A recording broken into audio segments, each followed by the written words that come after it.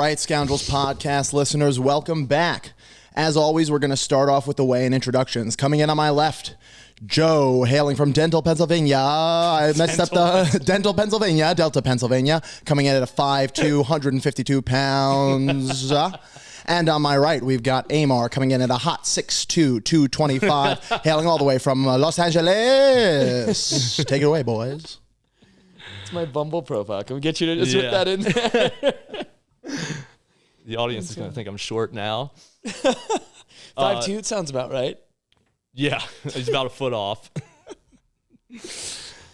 So what are we, Joe, you completely surprised me today with what you're going to be. The just show so dog. the audience knows, producer Herb has dinner plans, so we're kind of on a time crunch this week. Yep.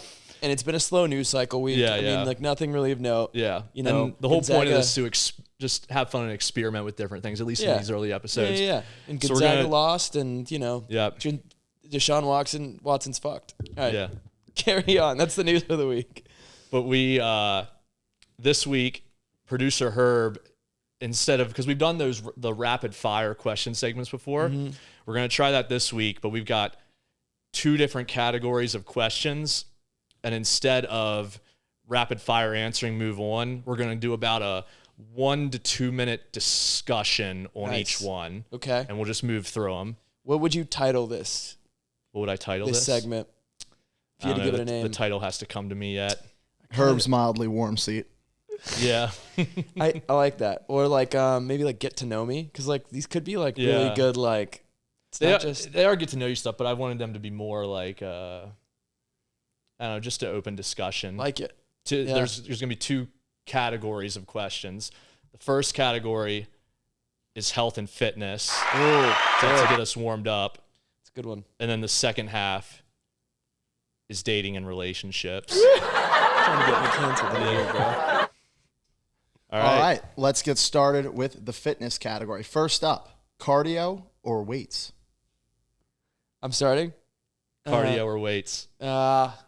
Okay, so honestly, my entire life, I've been a weights guy up until probably like till I started training for the half marathon. March last year, February, sorry, like late February last year, went to a bachelor party in Mexico, completely fucked everything up, took a week off, got COVID, and then started training again. Or started training, then got COVID. Yeah, that makes more sense. And then was it canceled? And then the marathon happened and then got canceled. But essentially, like, that got me into cardio, where now I'm like probably putting in like 16-ish miles a week. But I try to do both. I think you kind of need a good balance of both. But putting it like this, I mean, like, I haven't even brought my gym membership back because I've just figured out how to like work out with like at-home weights and just like I have a Bowflex, one of those adjustable weight sets. So like really barely go over like 50s, or like I'm usually like around the like, you know, live in that 20 range at 10 to 20, and then like I'm good to go. Like a bunch of at-home workout stuff, mix in like cardio. I mean, like I said, like I run probably about like 18 miles a week. So there's still like cardio is huge. I think the other thing too is I find cardio more therapeutic than I found weightlifting. Really? I'm the opposite. Interesting. I'm the opposite. Okay. I was a scrawny kid. I was a real skinny kid growing up. So if I don't lift heavy weights, I feel like my body is deteriorating. Interesting. And slowly like shriveling up. That's a big part of it too, because I'm the opposite, which is also funny, where it's like I'm built a little bit thicker. I think like a little bit more, we'll call it like when I was a chubby kid, like, you know, what's it called? Thick. Yeah, she thick with 2 C's. Yeah. And he thick. God damn it. Anyways, I was big boned. Right, there we go. That's the nice term for it. It's big boned as a kid, so it's like my entire life, like, you know, putting on weights gets me like kind of like chunky looking, whereas like running, I think, has me in the best shape of my life. Where like now, you know, I don't have. I could run more and lean down a little bit. Well, I mean, if your metabolism's quick, it's like, what's the point? You're just going to get scrawny again. Yeah, right? And I do run. I just lift more than I run. Yeah. All right, next one. All right. Big arms or big legs? Big arms. Yeah, I don't even think well, that should be big a legs, question. I feel like... Okay, how many times have you ever heard a woman say, damn, look at his legs? I've heard say, look at his butt. Numerous times women have come up to me and said those thighs are like tree trunks. How do you ever stay up? So, just saying. Excuse me? They were I looking at feel your like third leg, I Herb. should care more about legs, but I No, care well, about arms because they. Someone put up an interesting point to me once that was if you work legs, it actually makes your arms bigger because you get your testosterone flowing through the body. Okay, slightly, but still not as much as if you did bicep curls all day. No, and I'm completely like a beach, like muscles kind of guy. Like I only Yeah. do really arms at the gym, except for, okay, never did legs before quarantine, and now I do full body stuff with like all Yeah. the shit I do. I split So- upper body, lower body usually. I'll do like a heavy squat day and then Shit, you could pay Heavy me for arms legs, day. bro. lots of bis and tries for me. I'm with If I you. don't fill up my t-shirt sleeves, I go Your on a shirt. circuit. All right, walk us through a typical week of workouts and the associated meals. Do Tonehouse strength classes on Tuesday, Thursday, and Friday. Shout out Tonehouse. And then Monday and Wednesday, I go to the regular gym and I do what I call my show muscle lifting, where I do like bis and tries and focus on like those muscles. And then the Tonehouse day is more functional strength. Nice. And then hit workouts Thursday night. Yeah. And then football on the weekends. That's me. So I'll say Monday is typically a 6-mile run coupled with a chest workout. I do this like 500 push-up, different variation thing, but I'm usually pretty tired. So then Tuesday, I usually take it easy that day. And then Tuesday is a full body workout with heavy cardio mixed in. So like a lot of burpees, squat jumps, all of that noise. And then kind of like goes into a bicep workout that I have, bicep circuit with weights. And then an abs workout. Wednesday, another chest circuit, followed by a 6-mile run.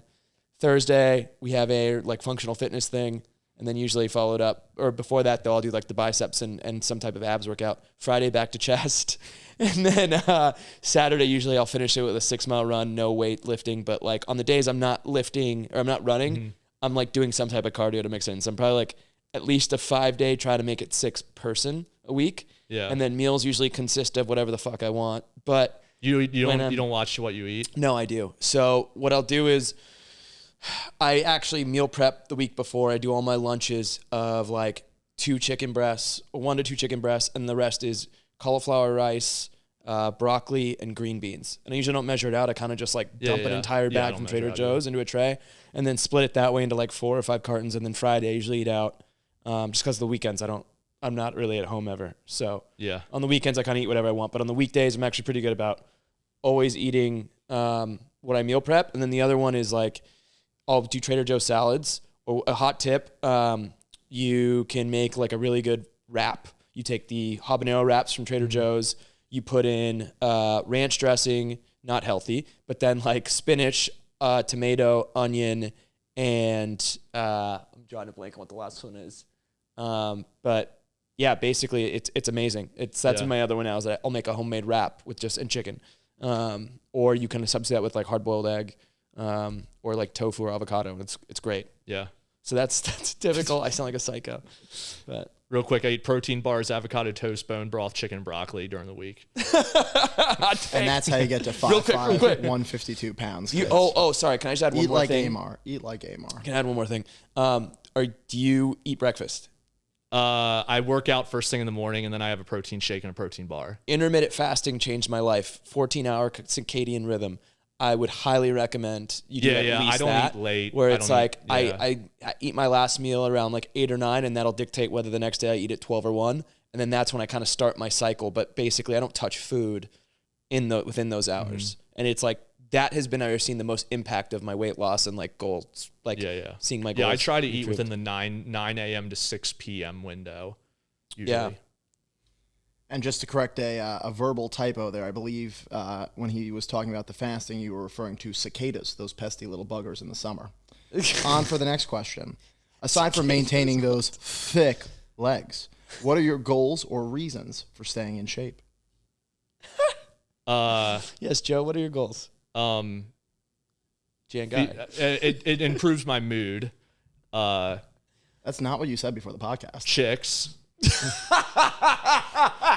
Flag football. Chicks. Flag football. And then to add years to my life and life to my years. I care a lot about aging well. Yeah. I care a lot about aging well. I think for me too, it is like it's the mental thing for me. I also like, I'll be frank, I have body image issues where I have a very high standard for how I like things. Oh, and yeah, I like me to be, too. and it's like, Yeah. I'm probably my harshest critic. And if I say I'm going to do something and I don't get it done, it fucking chaps my ass. So like all of that kind of like couples together to mean like probably my own mental psyche, like to kind of like get that in check. Obviously the health aspect is a big reason for it. Current goal, I really want to fucking kind of like my body, which hasn't ever like really happened. Like I'll get to it. And then I Yeah. kind of like have this issue of like, I kind of work so hard to get there that like I have a bad weekend of eating or drinking and it just pisses it all away. So maybe like an active 6-pack. I told myself if I get the active 6-pack and I'm happy with it, I'm going to get a tattoo. So this is kind of like my low key goal that I've kind of tricked myself into. Yeah. Yeah, I'm not going to lie. The aesthetic thing is there too, man. I like the attention. I need to fill out a t-shirt. Yeah. That's like that's the fair. number That's a one good thing. test. Yeah. That's a good can I add on to that Herb question? How do you know when you're in good shape? Oh, that's a good question. Yeah. How do you know when you're in good shape? Next question.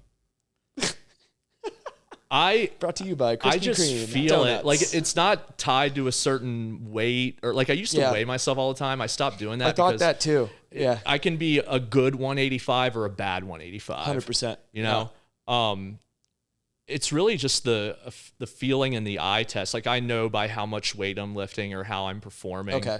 So it's the I can performance based. see. Like, do you have a T-shirt that you fill out and you're like, oh fuck yeah, like this is how I want it to fit? Yeah, like I noticed during the pandemic, like my t-shirts definitely fit a bit looser because I couldn't lift heavy weights.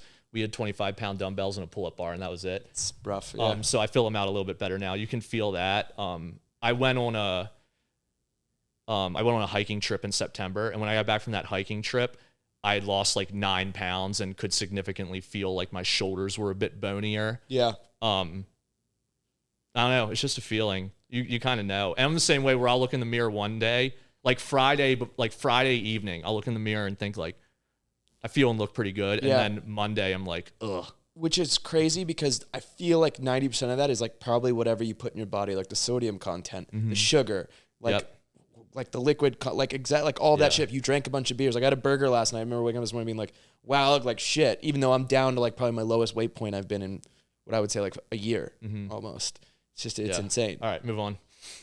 God, this shit is really hot. Yeah. Sponsored by Joe's Pizza, McDonald's, Chick-fil-A, and your local bodega where you get your ice cream.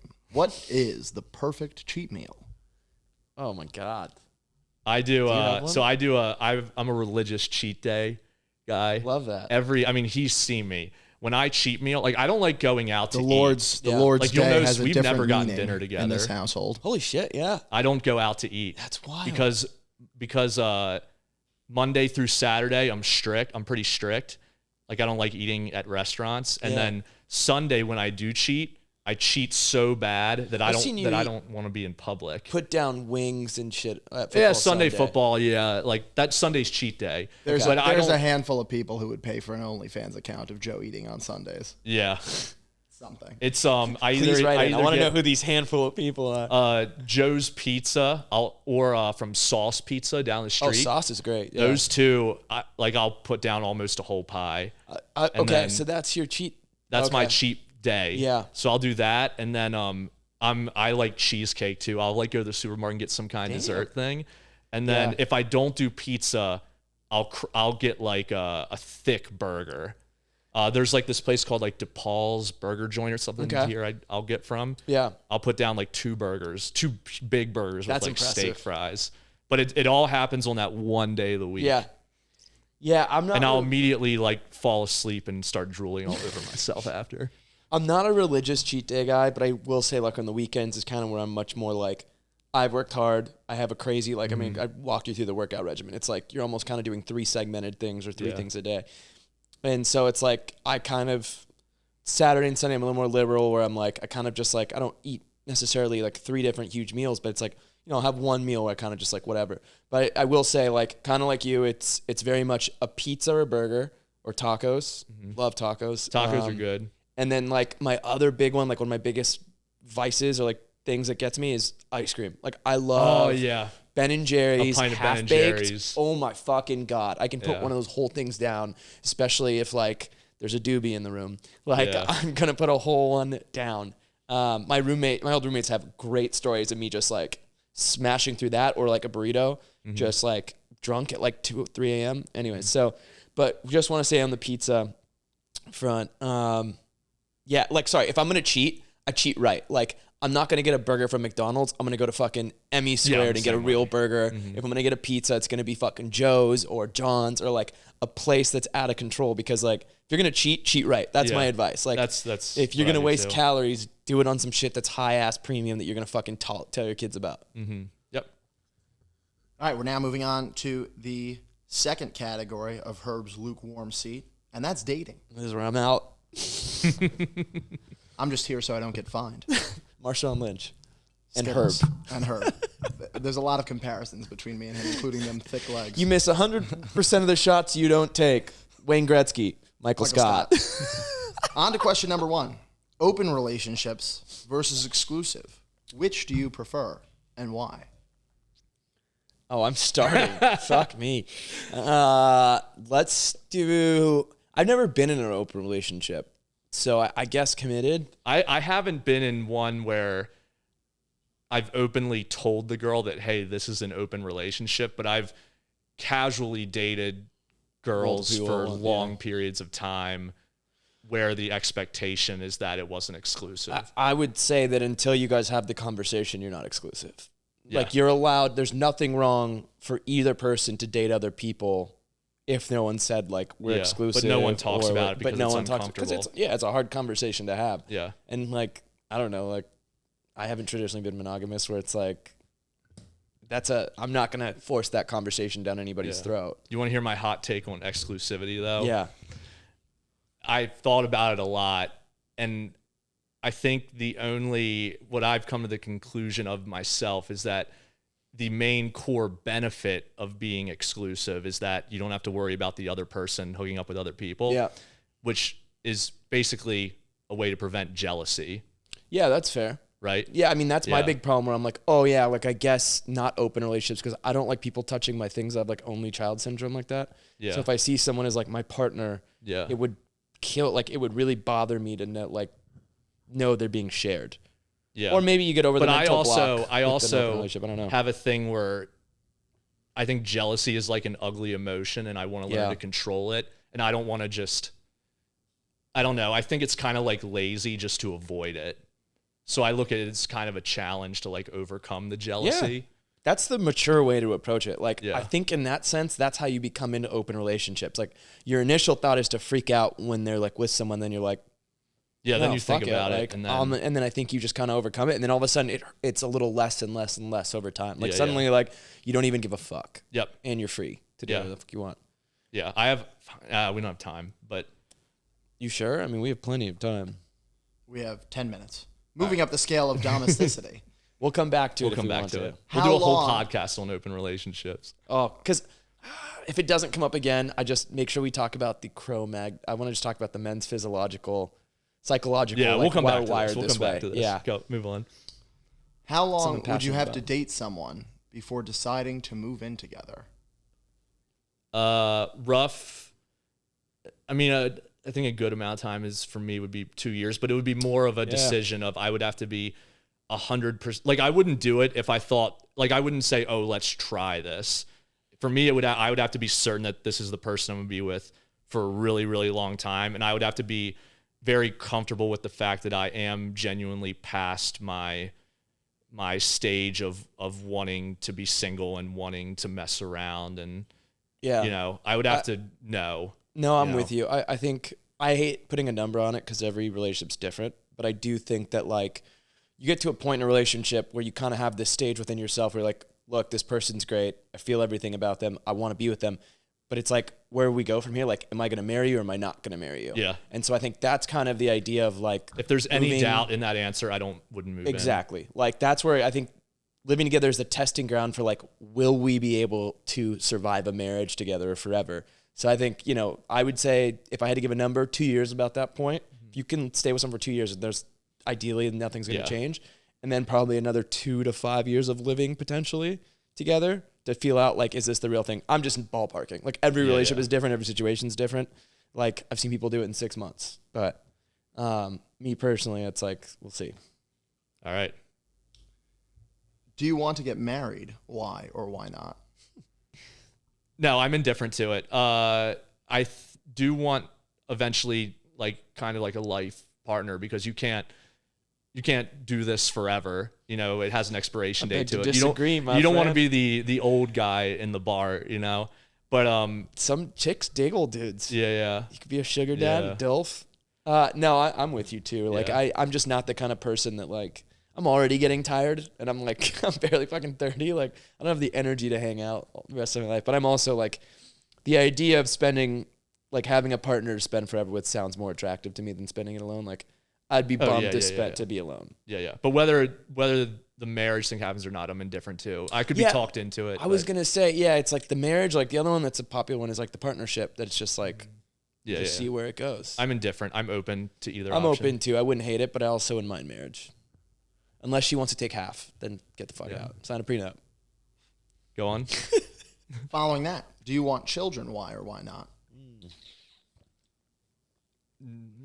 I'll answer this one first because you answered. And I feel like you're thinking about it.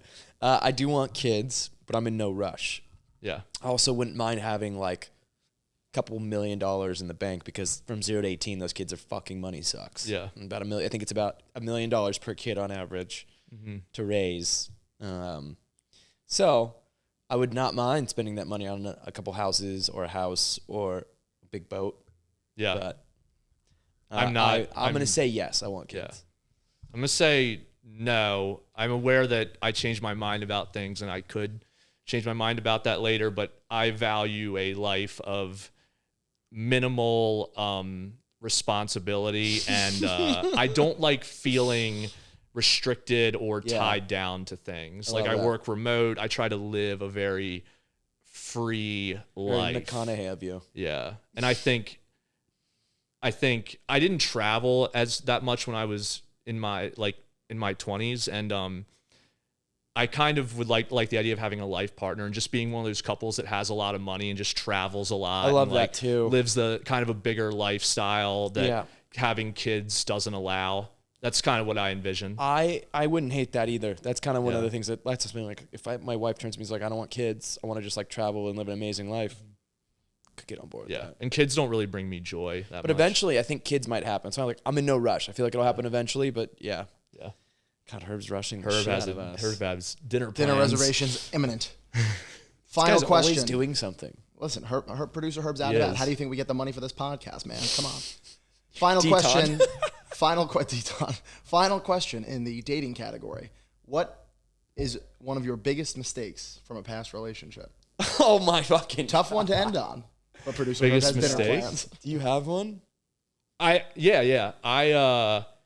think with girls that I've dated, at least as of recently, the mistake that I make, or what I kind of am trying to do different now, is when I find someone I like, I don't let them know. Like I try to play it cool and keep everything fun and casual. And I think sometimes I need to like be like, hey, I like you, like reassure them that. I think that I've dated people that I've really liked, and I feel like they think that I feel indifferent about it, or that I'm like, that's fair. that I'm only in it to hook up or whatever it is. Yeah. You know, like I feel like I don't give enough compliments, and I don't let them know that I actually like them. That's interesting. Yeah. Because I want to try to keep it cool. That's a tough one though. I feel like a lot of guys struggle with that. Mm-hmm. I find myself sometimes even like that at the beginning.